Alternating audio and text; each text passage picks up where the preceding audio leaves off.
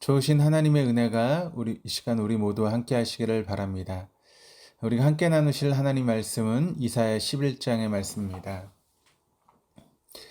성도라고 하는 자리는 믿음으로 사는 사람들을 의미합니다. 믿음으로 산다라고 하는 것은 주님을 의지하고 그리고 주님과 동행하며 주님의 뜻에 순종하며 살아가는 것입니다. 그런데 이것이 사실 말처럼 쉬운 것은 아닙니다. 왜냐하면 종종 내가 따라가야 될 주님이 내 기대와는 다른 모습으로 보일 때가 있고 또 내가 믿고 의지해야 될 주님이 무기력하게 보일 때가 있기 때문에 그렇습니다. 본 장에서는 장차 하나님의 나라를 세우실 메시아에 대한 중요한 예언이 나오고 있습니다. 이사야는 메시아가 이새의 뿌리에서 나실 것이라고 함으로써 메시아가 다윗의 언약의 성취자로 오실 것과 그리고 연약하고 미천한 모습으로 오게 될 것이 예언되고 있습니다. 그러나 그는 지혜의 영이시며 또 여호와를 경외하는 신이신 성령으로 감동되어 하나님을 경외함과 또 공평과 공의와 정직으로 다스림으로써 그의 나라는 완전한 평화의 왕국이 되어질 것을 예언하고 있습니다.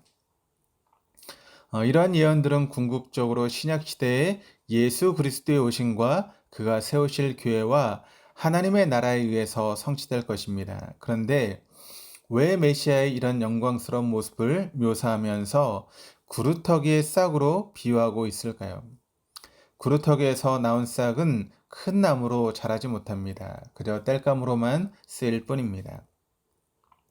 예수님의 출생지는 베들레헴이지만 예수님은 베들레헴 사람이 아니라 나사렛 예수라 불리었습니다. 베들레헴이라고 하는 것은 예루살렘 근처의 소읍으로 예루살렘과 가깝기 때문에 생활 여건이 좋은 곳입니다. 그러나 갈릴리 나사렛은 베들레헴과 달리 뒤떨어진 깡촌으로 그곳 출신이라는 것만으로도 유대인들의 멸시를 받는 그런 지역입니다. 오죽하면 빌립이 예수를 만나고 와서 친구 나다나엘에게 나사렛 예수라는 메시아를 만났다라고 하자 나다나엘이 대뜸 나사렛에서 무슨 선한 것이 날 수 있느냐라고 반문할 정도였습니다. 마태는 마태복음 2장 23절에서 이렇게 기록을 합니다. 이는 선지자로 하신 말씀에 나사렛 사람이라 칭하리라 하심을 이루려 함이러라.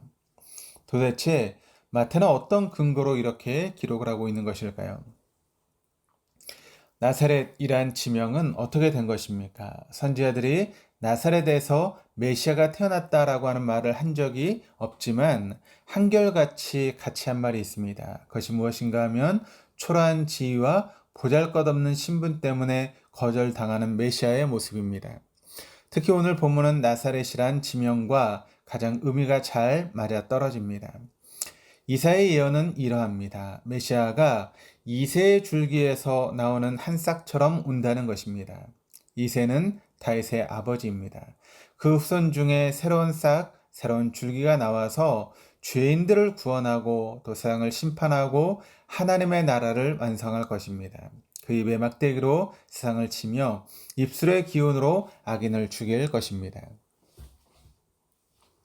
그러나 그런 메시아가 어떻게 옵니까? 이새의 줄기에서 나온 싹이요, 그 뿌리에서 난 가지입니다. 이 말은 큰 나무를 자른 구루터기를 의미하는 말인데 구루터기에서 나온 싹은 절대로 큰 나무로 자라지 않습니다. 줄기에서 나온 싹도 그렇습니다. 나무의 기둥 줄기를 잘라버리면 그 나무는 장가지만 무성하게 되고 다시는 굵은 기둥이 생기지 않는다라고 합니다. 바로 그 이야기입니다. 메시아가 뿌리에서 난 가지 같고 잘라진 줄기에서 나온 싹 같다라고 합니다. 더 이상 클 수 없고 대성할 수 없는 조건에서 메시아가 나오게 되었다라고 하는 이야기입니다. 레바논 백향목처럼 위용을 자랑하던 세상적인 가치 기준을 상징하는 대제국 아수르는 결국에는 배임을 당하고 말 것이지만 그 대신에 하나님의 백성들을 온전히 구원하시고 완전한 평화의 왕국을 세우실 메시아는 배임을 당한 나무의 뿌리에서 나오는 여린 싹새 모습으로 출현되게 될 것을 예언하고 있습니다. 베어진 나무의 뿌리에서 돋아나는 연한 싹같이 메시아는 미천하고 보잘것없는 모습으로 오실 것입니다. 여기서 연한 새싹이 히브리어로는 네체르라고 하는 그런 단어인데, 오실 메시아를 연약한 싹으로 묘사한 이 예언은 나중에 예수님이 나사렛 사람으로 불리게 된 것과 무관하지 않습니다. 왜 하나님은 메시아를 레바논 백향목같이 세우지 아니하시고 네체르 여린 새싹으로 보내셨을까요? 왜 예수님을 베들레헴이나 예루살렘 사람이 아니라 깡촌 나사렛 사람으로 자라게 하셨습니까? 여기서 우리는 하나님 나라의 성격을 보게 됩니다. 하나님은 교만한 자를 가장 싫어하십니다. 교만한 자는 예수 앞에 나오고자 하나 나사렛이란 함정 앞에 빠져서 구원을 받지 못합니다. 그래서 하나님은 구원자이신 예수 그리스도를 일부러 가장 낮아지게 하셨고 나사렛 사람으로 자라나게 하신 것입니다. 이것은 성경의 예언을 이루기 위한 하나님의 작정이요 동시에 교만한 인생을 달아보기 위한 하나님의 시험입니다. 겸손한 자들에게는 예수님의 모습이 레바논 백향목이든 여린 새싹이든 문제가 되지 않습니다. 예수님의 베들레헴 출신이든 나사렛 출신이든 아무 문제가 되지 않습니다. 그러나 교만한 자들은 구루터기에 네체레에 걸려 넘어집니다. 나사렛에서 걸려 넘어집니다. 하나님은 교만한 자들이 그리스도의 낮은 모습을 보고 걸려 넘어지게 하셨습니다. 그리고 겸손한 자에게만 예수를 통한 하나님 나라의 문을 활짝 열어 놓으셨습니다. 이것이 하나님의 지혜입니다.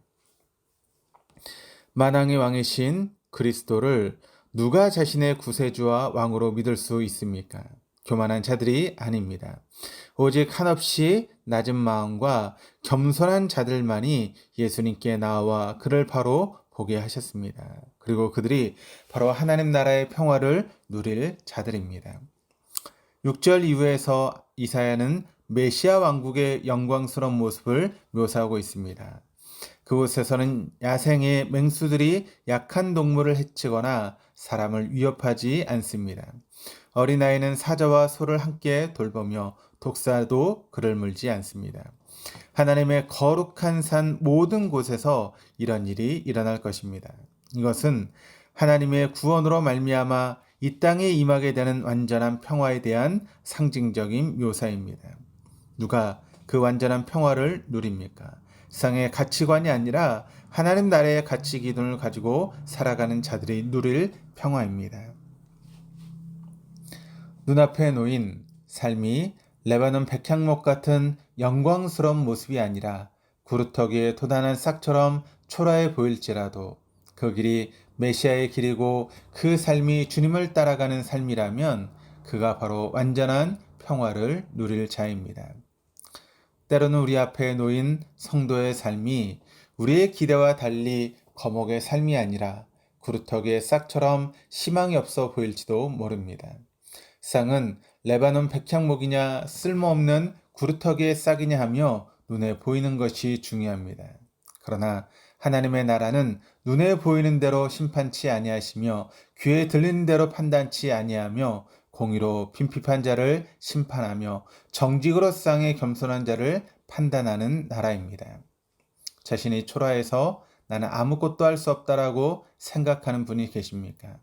예수님은 더 초라하셨습니다. 나는 너무 가난해서 아무것도 할 수 없다라고 낙심하고 있는 분이 있습니까? 예수님이 나사렛 예수였습니다. 구루터기의 싹이었습니다. 우리가 예수님을 부끄러워하지 않고 그분을 믿고 따라가고 의지하면 예수가 우리를 인정해 줄 것입니다. 구원을 이루실 것입니다. 우리의 진실된 필요를 모자람 없이 다 채우실 것입니다.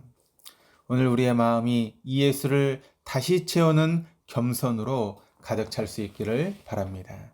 기도하시겠습니다.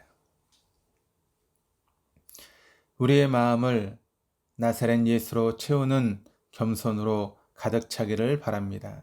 내 생각과 내 경험을 판단의 기준으로 삼지 않게 하시고 먼저 가신 하나님을 따라 하나님의 말씀을 기준으로 삼고 살아가게 하여 주옵소서.